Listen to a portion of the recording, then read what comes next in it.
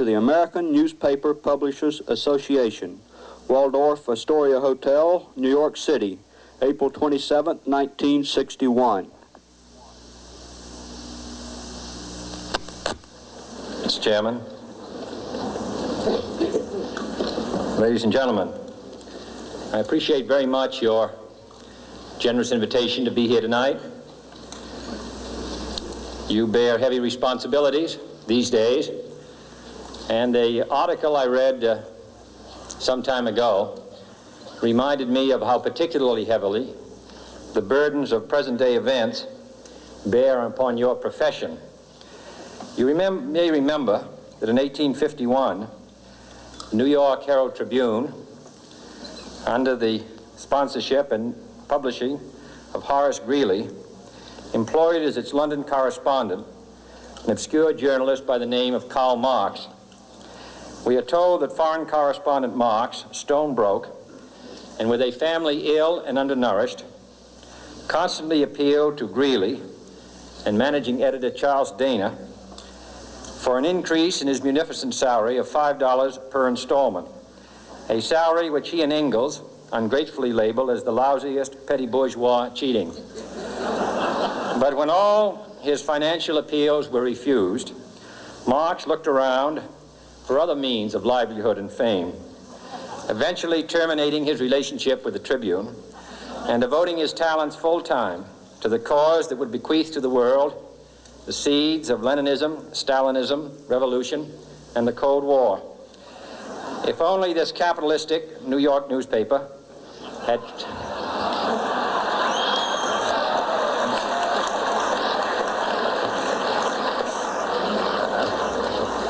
treated him more kindly,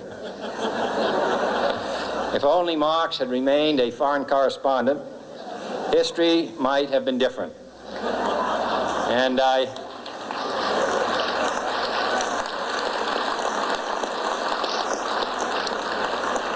hope all publishers will bear this lesson in mind the next time they receive a poverty-stricken appeal from a small increase in the expense account from an obscure newspaper man.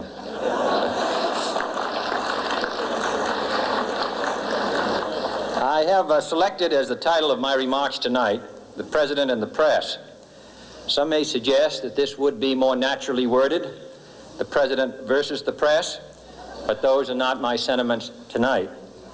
It is true, however, that when a well-known diplomat from another country demanded recently that our State Department repudiate certain newspaper attacks on his colleagues, it was unnecessary for us to reply that this administration was not responsible for the press, for the press had already made it clear that it was not responsible for this administration.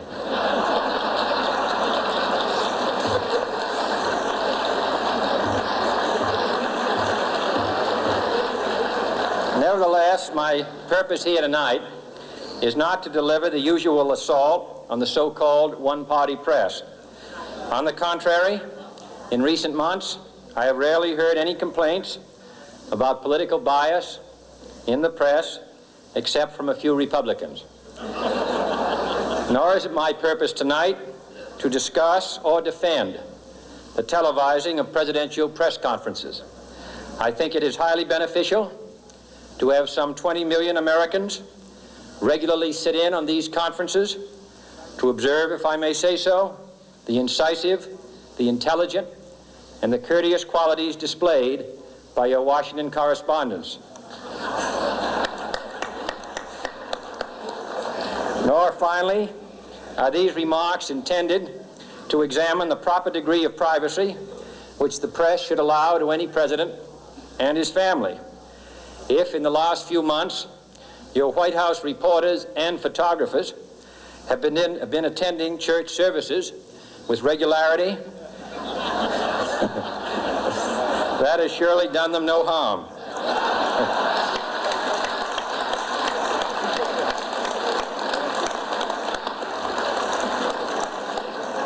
On the other hand, I realize that your staff and wire service photographers may be complaining that they do not enjoy the same green privileges, the local golf courses, which they once did.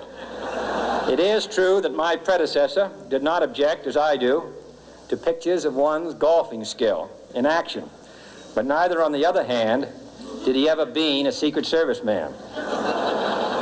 My topic tonight is a more sober one, of concern to publishers as well as editors. I want to talk about our common responsibilities in the face of a common danger.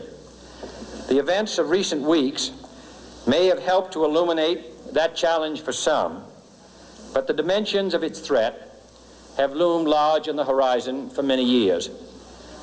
Whatever our hopes may be for the future, for reducing this threat or living with it, there is no escaping either the gravity or the totality of its challenge to our survival and to our security. A challenge that confronts us in unaccustomed ways in every sphere of human activity.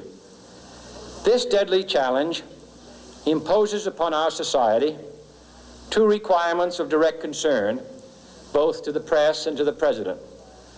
Two requirements that may seem almost contradictory in tone, but which must be reconciled and fulfilled if we are to meet this national peril. I refer first to the need for far greater public information, and second, to the need for far greater official secrecy. The very word secrecy is repugnant in a free and open society, and we are, as a people, inherently and historically opposed to secret societies, to secret oaths, and to secret proceedings. We decided long ago that the dangers of excessive and unwarranted concealment of pertinent facts far outweighed the dangers which are cited to justify it. Even today, there is little value in opposing the threat of a closed society by imitating its arbitrary restrictions. Even today, there is little value in ensuring the survival of our nation if our traditions do not survive with it.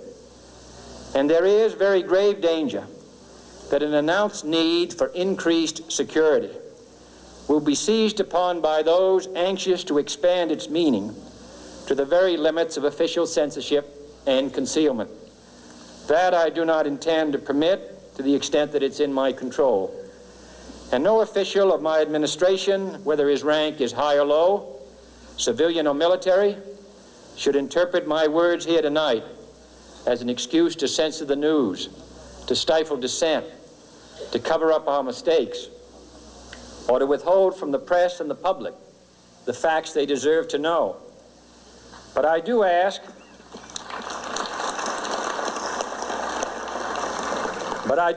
every publisher, every editor, and every newsman in the nation to re-examine his own standards and to recognize the nature of our country's peril. In time of war, the government and the press have customarily joined in an effort based largely on self-discipline to prevent unauthorized disclosures to the enemy. In times of clear and present danger, the courts have held that even the privileged rights of the First Amendment must yield to the public's need for national security. Today, no war has been declared, and however fierce the struggle may be, it may never be declared in the traditional fashion. Our way of life is under attack. Those who make themselves our enemy are advancing around the globe. The survival of our friends is in danger, and yet no war has been declared. No borders have been crossed by marching troops. No missiles have been fired. If the press is awaiting a declaration of war before it imposes the self-discipline of combat conditions, then I can only say that no war ever posed a greater threat to our security. If you are awaiting a finding of clear and present danger, then I can only say that the danger has never been more clear, and its presence has never been more imminent. It requires a change in outlook, a change in tactics, a change in missions by the government, by the people, by every businessman or labor leader, and by every newspaper. For we are opposed around the world by a monolithic and ruthless conspiracy that relies primarily on covert means for expanding its sphere of influence, on infiltration instead of invasion, on subversion instead of elections, on intimidation instead of free choice, on guerrillas by night instead of armies by day.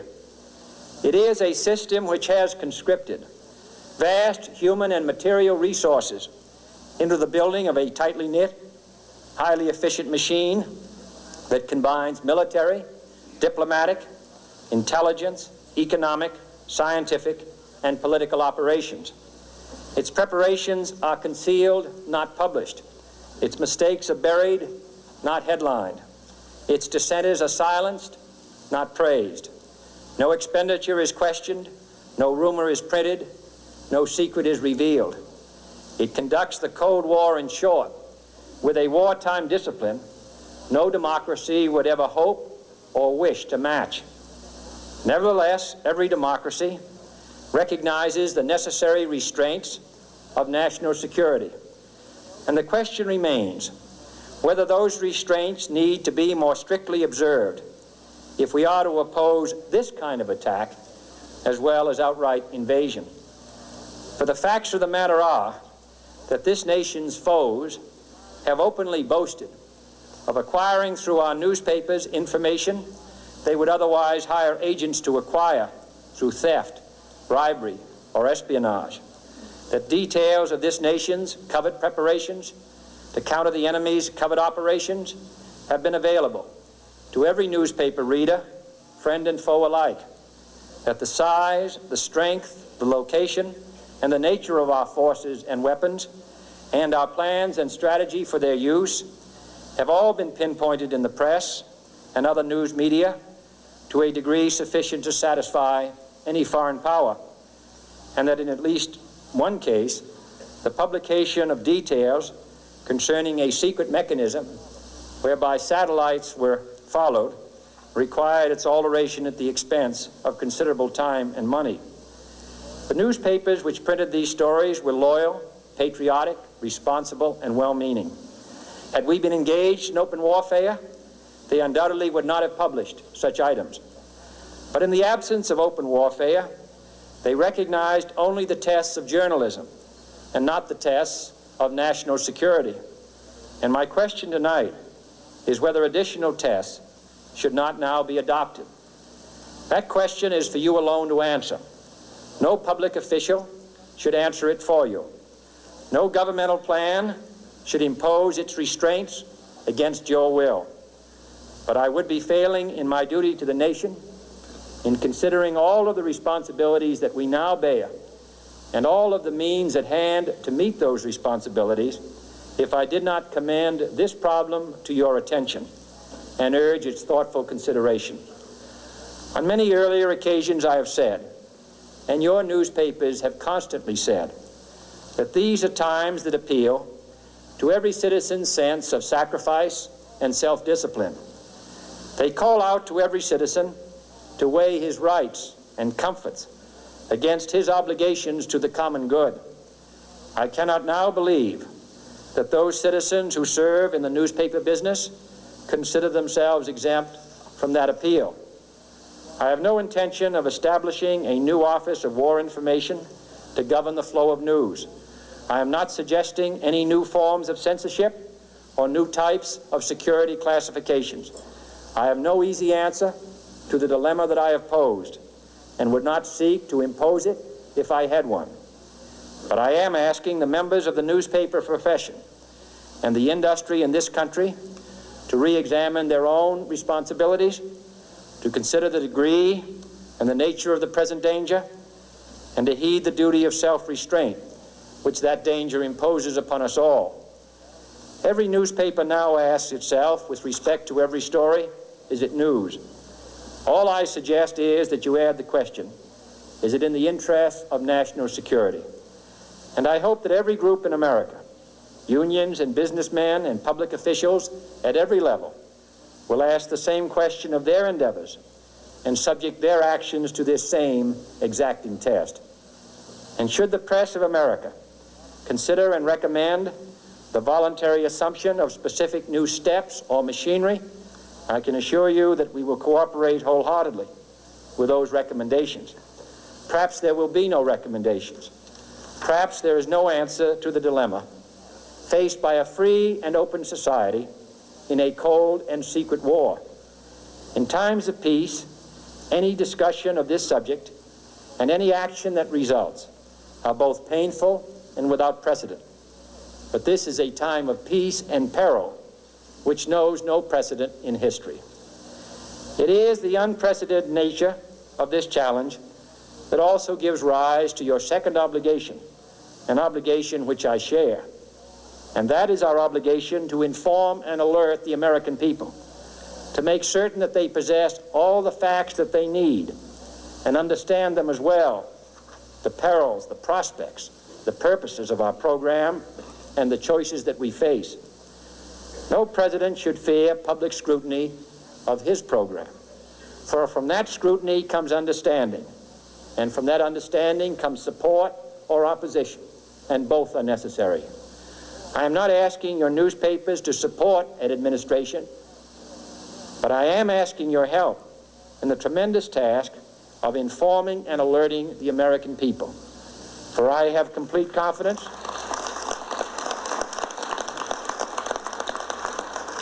in the response and dedication of our citizens whenever they are fully informed. I not only could not stifle controversy among your readers, I welcome it. This administration intends to be candid about its errors. For as a wise man once said, an error doesn't become a mistake until you refuse to correct it. We intend to accept full responsibility for our errors, and we expect you to point them out when we miss them. Without debate, without criticism, no administration and no country can succeed, and no republic can survive.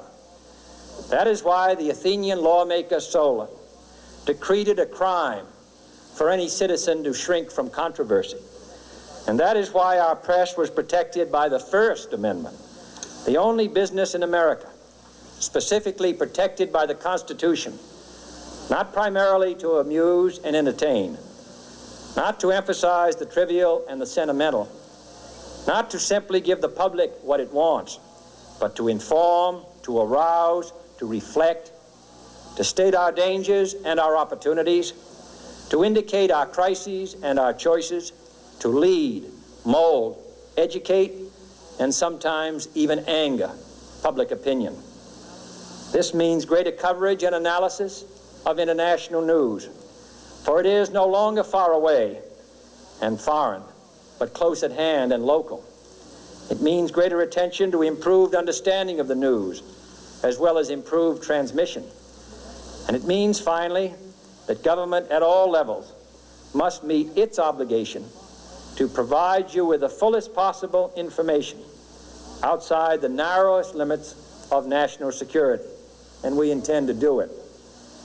It was early in the 17th century that Francis Bacon remarked on three recent inventions already transforming the world: the compass, gunpowder, and the printing press.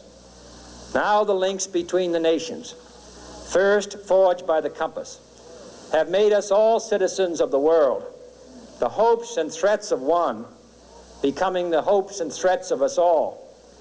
In that one world's effort to live together, the evolution of gunpowder to its ultimate limit has warned mankind of the terrible consequences of failure. And so it is to the printing press, to the recorder of man's deeds, the keeper of his conscience, the courier of his news, that we look for strength and assistance, confident that with your help, man will be what he was born to be, free and independent.